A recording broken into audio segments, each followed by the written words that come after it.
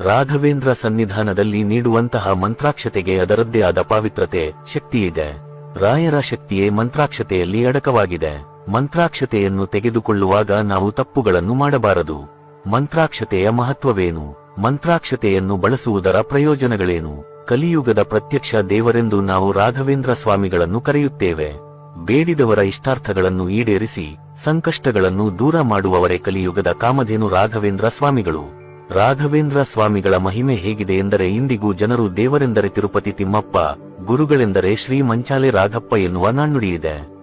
ಎಲ್ಲರನ್ನೂ ಪವಾಡ ಪುರುಷರು ಎಂದು ಕರೆಯಲು ಸಾಧ್ಯವಿಲ್ಲ.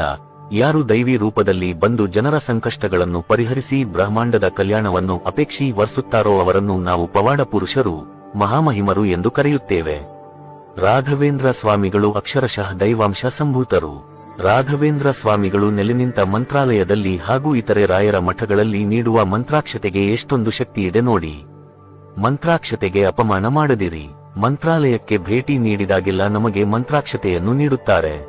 ಅದನ್ನು ತಲೆಯ ಮೇಲೆ ಹಾಕಿಕೊಂಡ ತಕ್ಷಣ ಕೆಳಗೆ ಬೀಳುತ್ತದೆ. ಇದರರ್ಥ ನೀವು ಅದನ್ನು ತಪ್ಪಾಗಿ ತಲೆಯ ಮೇಲೆ ಹಾಕಿಕೊಂಡಿದ್ದೀರಿ ಎಂಬುದಾಗಿದೆ.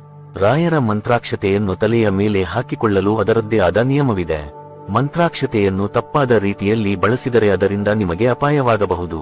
ಯಾಕೆಂದರೆ ನೀವು ಮಂತ್ರಾಕ್ಷತೆಗೆ ಅಪಮಾನ ಮಾಡುತ್ತಿದ್ದೀರಿ ಎಂದರೆ ಅದು